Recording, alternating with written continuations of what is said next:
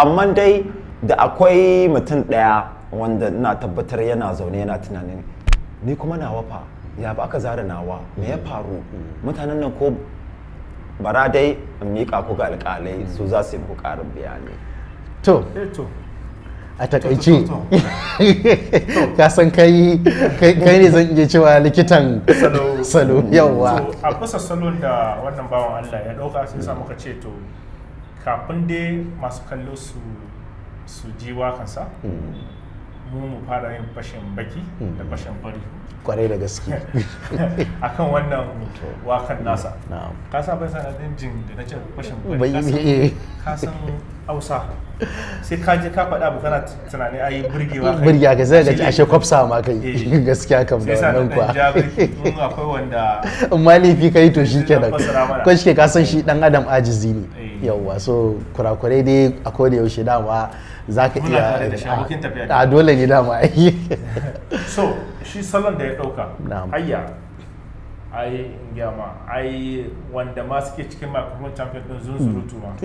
so su je su dora da mara a next round gaskiya saboda gaskiya gayan nan da tukunya da kayan miya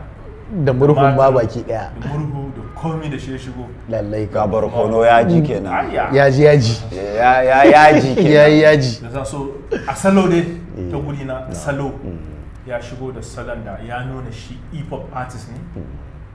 Sorry fa masu R&B kar ku ce wai wannan shirin dama an ce abu an ce microphone champion ana nufin harkan da ya shafi hip hop ne yawanci amma dan R&B ya shigo ya nuna isa ne amma kuma kowa ya shigo ma ya ci rabon kalamai muke duba ba wai ainihin zibin hip hop mu ma a jeruma ai muna da dan R&B 60 years together to alama global ka sa shi fa ya fara tsama a cikin ayyuka so gaskiya a gani na salo gayan nan ya buga harkan kuma gaskiya da shi za a dama gaskiya kam to ni zan iya cewa ta bangare na ni abinda yawanci nake la'akari da shi dama shine kalamai yawanci da kuma zubin da kuma irin salo duk gabaki daya to zan iya cewa ta bangaren kalmominsa zan iya cewa wakar ma gaba ɗaya ta wata fuskar ma ya zo da shi gabaki daya tunda mu da muka fito da topic din muka ce Niger at 60 together ko ba haka ba to shi da ya tashi kuma sai ya to mana ma da labarin tukunna ma 'yancin kan ma ya aka samu 'yanci tun daga farko shi sai ya koma tushe ma gabaki daya ya fara fitowa da labarin yancin ya ma kwace yancin kafin kuma mu dawo makaranta aka zo to ka gane ai to shine yazo ya ta fito to ni wannan abin ne ma ya burge ni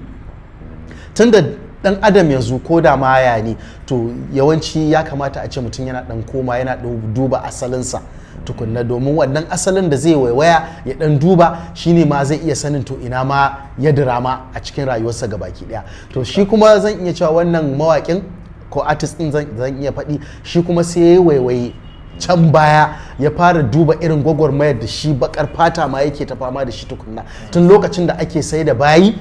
har aka zo bayan abin ya ishe su ga baki daya irin sarkar da ake sa musu a hannu da gafuna har da irin ma a dasa musu baki da kwado da makamancin haka a dinga zane su har ma ya kai gama idan ma aka tashi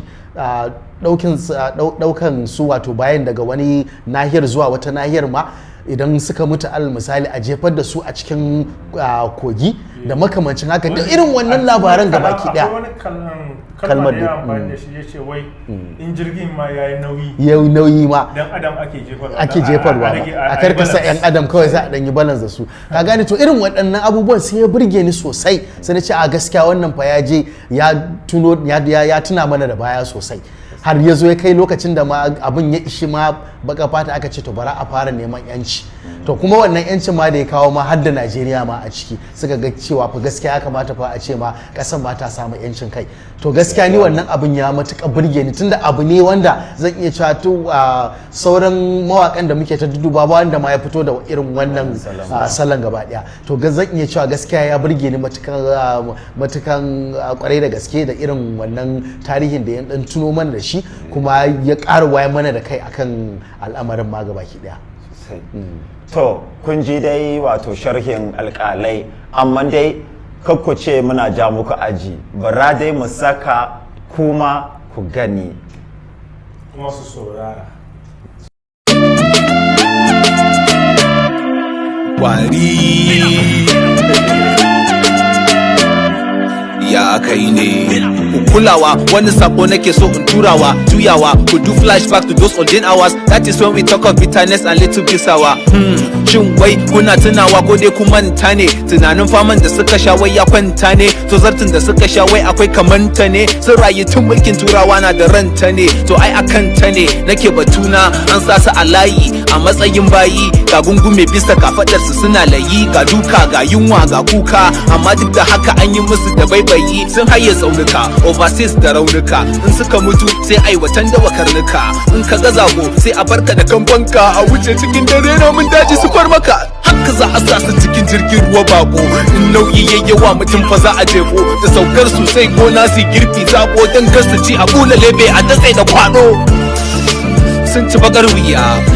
sannan ne wasu jarumai suka yi nazarin cewa su fito gwagwarmaya, hakan su suka fito babu nuna jan wuyanci, suka karbi yanci independence. Now we need to fall, no more pretenders. The first day of 1960s October to date, Nigeria at 60 together.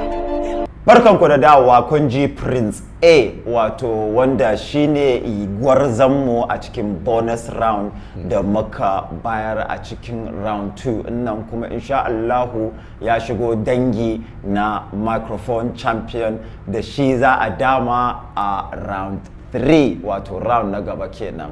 Da fatan dai wato kuna nishadantuwa da shirin nan, kuma in yanzu kuka kama tashar to samu waje ku zauna. Ina so in tana muku kuna kallon shirin microphone champion zango na 1. Kar ku je ko ina, in muka dawo za mu yi waiwaye adan tafiya.